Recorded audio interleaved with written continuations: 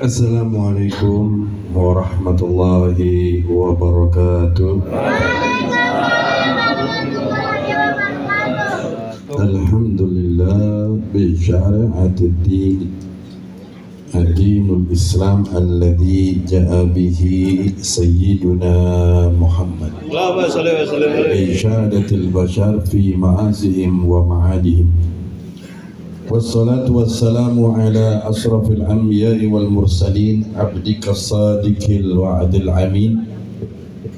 Ashhadu an la ilaha illallah wahdahu la syarika lah wa ashhadu anna Muhammadan abduhu wa rasuluh. Allahumma fassalli wa sallim wa barik wa azim wa karim ala sayyidina Muhammadin kama ala nihayata di kamalika wa addada kamalih, amma ba'd. Faqala Allah Ta'ala fil Qur'anil Karim, a'udzu billahi minasyaitonir rajim, bismillahirrahmanirrahim. Wa min ayatihi an khalaqa lakum min anfusikum azwajan litaskunu ilaiha ila akhiril hayat. Wa qala Rasulullah sallallahu alaihi wasallam, an-nikahu sunnati faman raghiba sunnati falaysa minni. Sadaqallahul azim, sadaqal habibul karim, wa nahnu wazalika wa syawal hamdulillahi rabbil alamin. Puji syukur kehadirat Allah subhanahu wa ta'ala yang malam hari ini adalah malam yang penuh dengan rahmat, dengan keberkahan, penuh dengan nikmat. Semoga di tahun yang baru ini kita berharap kepada Allah subhanahu wa ta'ala, mungkin di tahun-tahun kemarin yang belum digobul hajat kita, tahun ini digobul oleh Allah subhanahu wa ta'ala.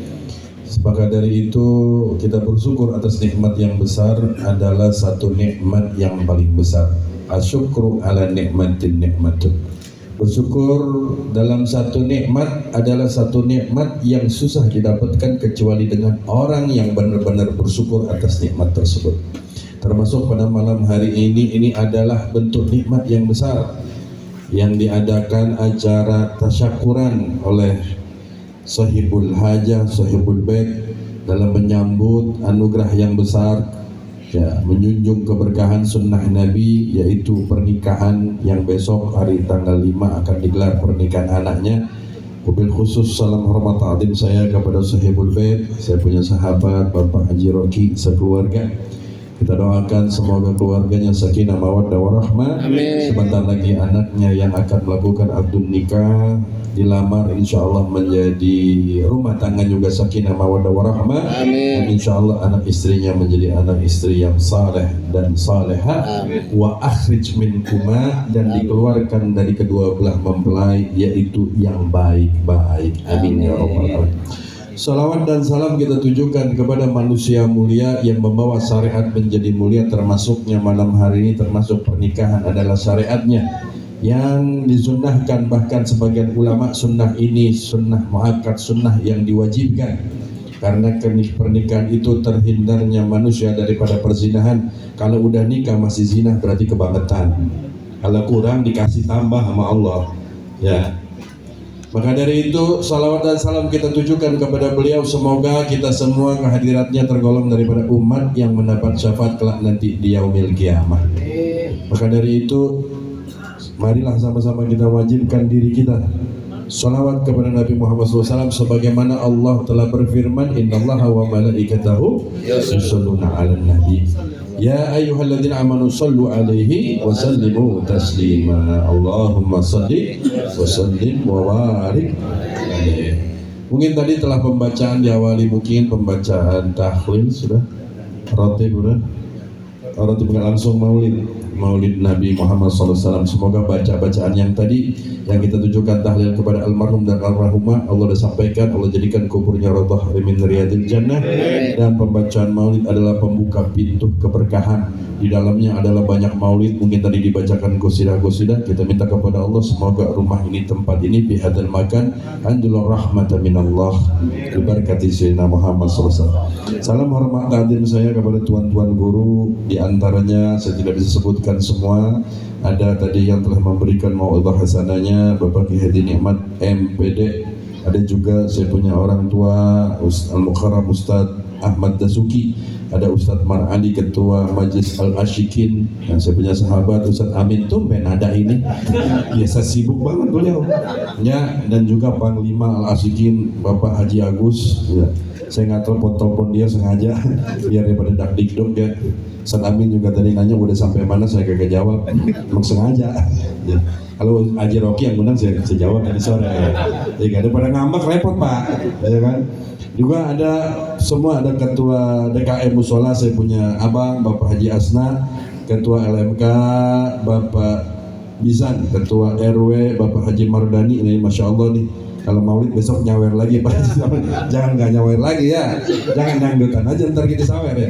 Nah maulid juga disawer, dan yang lain-lain yang tidak sebutkan satu persatu, namun tidak mengurangi rasa hormat dan takdim saya kepada antum semua. Semoga selepas acara ini anaknya yang belum dilamar. Amin.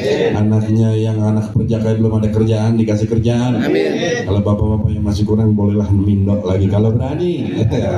Baik, langsung saja. Salam hormat juga kepada para penjamaah semua, khususnya tim hadroh ya. Mana itu tim hadroh, jangan pada bubar dulu, ntar terakhir baca qasidah ya. Mana vokal mana vokal? Mana? Vokal ada ustadznya, tenang udah. Baik, para jamaah semua, saya nggak panjang lebar, saya takut nanti yang di dalam udah dingin, nggak enak gitu kan ya. Mungkin ada yang dari tadi ini karena ini malam Jumat, malam berkah Sayyidul Ayam, tadi dari habis maghrib ya, habis maghrib udah langsung roti, pan, yasinan segala macam tuh. Dari situ, dari musola, dari masjid langsung nyambang ke sini. Jadi saya tahu tankinya udah pada miring. Kira-kira Bapak Rocky nyiapin apaan ini ya?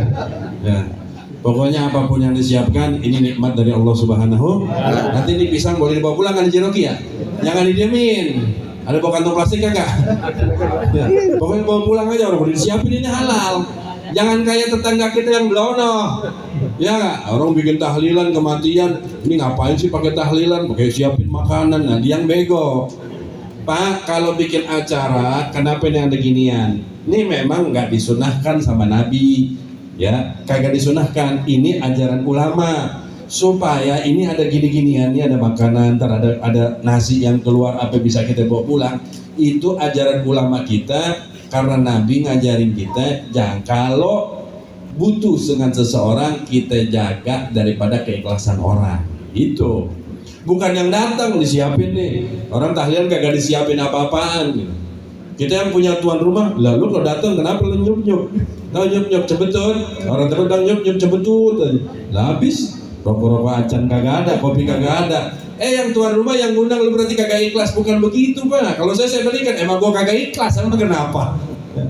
Ini udah yang ngejaga keikhlasan bukan yang datang, yang jaga keikhlasan yang ngundang. Tuh, ini ilmu. Ini orang udah ngundang, repotin orang dari habis maghrib belum pada makan bisa. Pulang cuma gua apem doang ya. Nah ini ajaran ulama, insya Allah tenang aja, udah ada siap. Nih makan pakai nampan ada digusuk di besek ini. Oh prasmanan lagi Pak. Untung dah, ya menang besar. Ya. Kalau bawa pulang repot juga Rocky. Bini minta, anak minta, kagak dapat bapak-bapaknya. Baik, tadi udah panjang lebar guru kita kasih tahu, saya cuma nambahkan aja bapak-bapak. Ya. Ini pengantin lagi, calon pengantin nggak datang nih? Ada? Oh enggak, yang laki nggak datang? Oh, nggak datang. Berarti nasihat buat yang udah kadaluarsa juga ini. Ya, termasuk saya Haji Rocky udah kadaluarsa juga ini. Ya. Artinya begini para bapak, kalau kata Nabi ini, kalau orang laki punya anak perjaka, ya masyarul sabab manis tato'a minkumul ba'a falyatazawwaj. Anak muda, kata Nabi nih, wahai anak muda, anak perjaka yang udah dewasa, kalau memang udah bisa cari duit, udah bisa cari makan, punya kerjaan, maka yang kedua adalah zuwat, kawin, falyatazawwaj, maka nikahlah. Tuh. Ya. Tapi kalau buat kita punya anak perawan, nih dengerin. Guru saya ngomong, Al-Imamul Qutub Al-Hafidh Al-Musil Al-Qutub Sulaiman Habib Abdullah. Katanya begini, kata guru saya nih, kata Al-Imamul Qutub begini, hei para jamaah, para kaum muslimin muslimat, kalau punya anak perawan, punya anak perempuan yang sudah balik, menstruasi, sudah mulai kenal make up, sudah matanya bisa lihat laki-laki, maka yang paling afdol carikan jodohnya. Tuh. Kenapa? Karena yang paling berat itu tanggung jawab bukan punya anak laki, yang paling berat tanggung jawab punya anak perempuan. Kenapa? Anak perempuan menanggung nama besar orang tua. Tuh. Ya kan? Jangan sampai banyak kejadian di luar sana. Pepatah orang Depok bilang es cendol nggak pakai pula kelapa, perut penjendol nggak ada bapak, repot itu. Betul kan? Iya. Ini alhamdulillah Bapak Rocky udah disiapin. Udah pas cukup umurnya, sama-sama kerja, udah kenalan lama. Udah bismillah. Gitu. Orang kadang-kadang suka tanya, emang orang Arab kalau habaib dijodohin nggak kenal? Iya. Kebanyakan begitu. Syukur-syukur makanya ada ta'aruf tuh. Lihat dulu, saat itu boleh lihat sedikit, cocok. Yang perempuan boleh dah. Boleh kayak anak berewokan begini. Haji Agus. Dia lagi tadi mikir nih, jangan sampai gue disenggol, rumah gue deket, ada bini gue dengerin. Saya pikir tadi malam ini gabung sama majelis asikin, enggak ya? Oh enggak, masya Allah, bagus dah itu. Pasti besok ketemu lagi bulan depan. Ya, bulan ini ketemu lagi. Baik. Jadi gini Bapak para jamaah, kalau kita punya anak perawan, tanggung jawabnya paling berat, Pak. Mohon maaf, berapa banyak kejadian di luar sana. Ya. Akhirnya apa? Tadi saya bilang NBA married by accident. Artinya perut penjendol nggak ada bapak, itu udah repot. Repotnya apa? Repot kesian ntar anaknya dan kesian orang tuanya. Nih kita orang laki, yang paling menderita orang laki. Sampai mati pun dicap sama orang, sama tetangga. No, si Pulan yang anaknya. No, ya salah bonding duluan kayak begitu. Biarpun udah dinikahin itu anak sama pacarnya. Yang kedua, yang paling sengsara nanti anaknya. Mau anaknya itu sampai dari kecil sampai gede tetap cap labelnya anak zina. Kecil ke warung, udah gede pengen ngaji, masuk di madrasah, bubar tuh madrasah. Gerentanya kenapa sih emang pada bubar? Lah anak zina ngaji di sini tuh. Udah gedean dikit belanja ke warung, kata tukang warung, anak zina tuh. Ini anak zina jadi ustazah tuh, main anak zina aja tuh. Sepanjang lagop gara-gara perbuatan orang tuanya. Maka dari itu tuh Nabi bilang an-nikahu sunnati, tadi yang dibawain Ustaz. Faman rogiba sunnati. Ada fa-nya di situ, Pak. Karena fa-nya fa sababi, ada sebab. Barang siapa yang punya sebab benci kepada nikah, falaisa minni, dia bukan daripada golongan Nabi, golongan umat Nabi Muhammad SAW. Kenapa? Karena pernikahan mencegah daripada perbuatan maksiat. Itu. Orang laki bahwa apa kalau kurang puas, ya stronger masih mikirin. Nabi apa namanya itu? Allah ngizinin kok. Tuh. Iya. Kalau sanggup, ya enggak. Nah kalau yang baju biru dan kumisin kan nggak sanggup boleh. Iya kan yang gagah banget itu. Kalau berani sama bini, gitu. Ya. Fankihu kata Allah, fankihu matobalakum minan nisa masna wa sulasa wa ruba. Orang laki, ya kalau merasa satu kurang boleh, dua kurang boleh, tiga boleh kurang, menjadi 4 batasnya. Jangan kayak yang subur 9. Kalau kejadian tahun 2000 berapa yang subur 9, ya kan? 4 batasnya kita 4. Tapi di belakangan ada peringatan Allah. Kalau bisa berlaku kalau nggak bisa 1, kalau nggak bisa berlaku adil, cukup 1 juga kagak habis tuh. Emang Habib biasa istri banyak kagak? Saya mah setia Pak, istri saya 1. Iya. 1 di sini. Nah saya mah benar-benar daripada saya ajarin sama murid-murid saya, lo kalau pada kaya, gak usah pada kawin lagi. Sekarang apaan aja gampang. Bini bapak kurang mulus, angkat ke salon daripada kawin lagi 50 juta sampai 100 juta, mendingan biayain bini. Betul. Jadi perawan lagi masuk, betul, iya nggak Pak? Itu. Nih. Makanya ada nikah. Kalau punya anak laki udah kerja, kalau nggak bisa cariin. Bang, ini udah cukup umur, gaji udah 10 juta, udah bismillah. Ayo, gaji udah UMR, bismillah. Yang penting ketemu makan, udah. Tuh kalau orang dulu ketemu makan, tanggung jawab, punya kerjaan pagi-pagi, abis sembahyang subuh, sholat subuh berjamaah, ntar pulang makan bareng sama istri sarapan, pergi deh tuh jalan. Ada doanya Pak, saya kasih amalan biar bapak-bapak rezekinya lancar, mau nggak? Amin. Kata guru saya sekaligus orang tua saya, kalau keluar rumah itu jangan niat cari rezeki, karena rezeki itu nanti bisa diuji sama Allah. Bisa diuji yang halal, bisa diuji yang haram, bisa diuji yang subhan. Saya tanya, kalau begitu apaan Mbak niat yang paling bagus, doa yang paling bagus? Keluar rumah, nih dia sini ngomong sama mama gitu, mama papa jalan dulu ya. Terus cium tangan, jangan istrinya cium pipi begini. Saya masih tabok bini saya begitu. Ya kebanyakan begitu sekarang, bukan cium tangan. Tangan kita ditaruh di pipinya. Anak kita juga begitu. Anak saya pernah begitu, bro. Saya toyor aja palanya. Kalau cium tangan disebutnya cium tangan. Cium tangan bini kita, jatuh rahmat. Dibalik tangan kita, rahmat. Bapak cium keningnya, jatuh rahmat tuh. Turun berkah dari Allah. Keluar pagar di sono, ya enggak? Naik motor, sebelum nyalain kunci mobil, ketika buka pagar, keluar kaki kanan, baca Bismillahirrahmanirrahim. Nawaitu tolabul halal. Jadi yang subhat nggak ketemu, yang haram nggak ketemu, yang ketemu adalah yang halal. Makanya sholat duha ada doanya tuh. Kalau dia nanti kita nggak lihat ada datangnya dari orang yang haram, maka ketika nyampe sama kita jadi halal. Ya, kan nggak tahu bapak berurusan sama pejabatnya korupsi, duitnya haram. Cuma karena kita nggak tahu. Itu barang asal mulanya haram, datang ke sini Allah udah suciin. Apabila jauh dideketin. Ini musuhnya ceramah begini depan calon pengantin lakinya ini enak karena bebek ini. Tenang aja Pak Rocky, kalau mana mambu. Cari yang halal udah keluar enak tuh nikmat. Pulang juga di rumah begitu, kita dari jauh udah pengen pulang, kita niatin ya Allah selama perjalananku ini ya Allah berikan aku keselamatan. Kesian saya punya istri, saya punya anak di rumah yang lagi nungguin ya Allah. Semoga apa yang saya dapatkan ini menjadi halal, menjadi kuatnya dalam ibadah anak dan istri saya. Pulang naik kendaraan, bismillah, baca salawat di atas motor, di atas mobil, baca salawat. Allahumma sholli ala sayyidina Muhammad wa ala ali sayyidina Muhammad. Selama perjalanan dihitung ibadah. Makanya nggak perlu takut. Saya pernah Pak dulu zaman saya kerja, ketika jalan ada orang kecelakaan, mati itu yang laki. Ternyata ketika dibuka dompetnya, lihat alamatnya, statusnya nikah. Sudah mati saya, enak. Kata teman saya, kenapa lo katain enak? Lah enak lagi cari rezeki buat anak bininya, mantinya syahid. Masuk ke dalam surga bigoiril hisab itu. Tapi besok jangan sengaja nabrakin diri, jangan melegar mati syahid itu, jangan. Tuh, tingkatnya sehebat apapun amalnya seorang istri, sebanyak apapun ibadahnya seorang istri, tetap kalah sama suami derajatnya.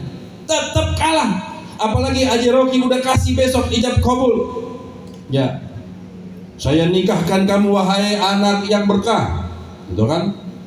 Saya nikahkan kamu, saya kawinkan kamu dengan anak saya yang bernama Fulan. Dengan mas kawin tersebut dijawab ini sama calon mantu kita, Kobil tuh jadi mantu, jadi anak. Sama istrinya Haji Rocky udah jadi anak, nggak batal air wudu. Walaupun bercerai tetap sama mertua kita nggak batal air wudu. Mana ada? Habis jadi mantu ngawinin mertua, nggak ada kan? Jadi anak statusnya. Saat itu juga tanggung jawab paroki pindah ke tanggung jawab laki-laki. Oke, suaminya nih termasuk ente semua ini ngambil anak orang kan? Apalagi Pak RW, ya kan? Iya, udah bini ente di rumah itu kan anak orang. Udah kagak ada lagi tanggung jawab paroki itu. Mertua kita nggak ada tanggung jawab. Tanggung jawabnya semua ke suami. Maka yang paling afdol kata ulama, pertama mengadakan mahliga rumah tangga, tanya sama si istri, Neng bisa baca Quran apa kagak Neng? Neng udah bisa sholat apa belum? Kalau belum bisa baca Quran, abang yang ngajarin. Kalau belum bisa sholat, abang yang ngajarin. Ini lakinya nggak bisa ngaji juga, ada belum? Maka si suami harus ngaji. Tuh. Enak sholat berdua, apa-apa berdua. Coba bapak, ya. Inilah sunnah syariatnya Nabi Muhammad. Enak.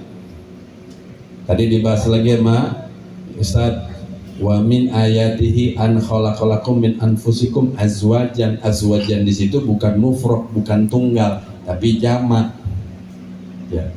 Sekali lagi nih, bukan nganjurin antum pada poligami, bukan, tapi ayat di sini menegaskan bahwa Allah sudah mencegah kemaksiatan, perzinahan di antara laki dan perempuan dengan cara begitu. Sebagian besar kekuasaan Allah, di antara sebagian yang kecilnya adalah perkara nikah. Wa min ayati ana khalaqalakum min anfusikum azwajan litaskunu ilaiha. Allah ciptakan pasangan kita dari bangsa kita sendiri, Pak.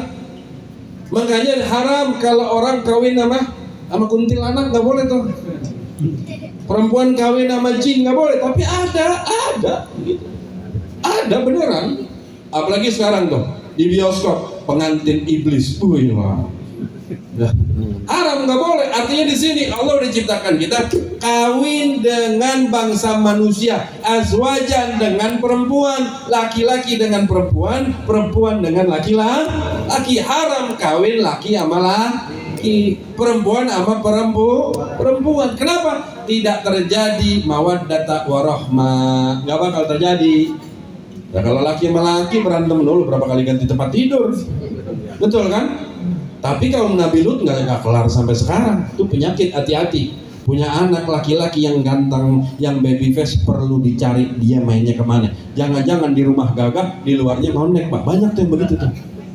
Beneran, loh tuh di TikTok rame tuh, Ustaz. Di TikTok rame. Di Bogor tertangkap 76 gay lagi pesta. Innalillahi wa inna ilaihi raji'un.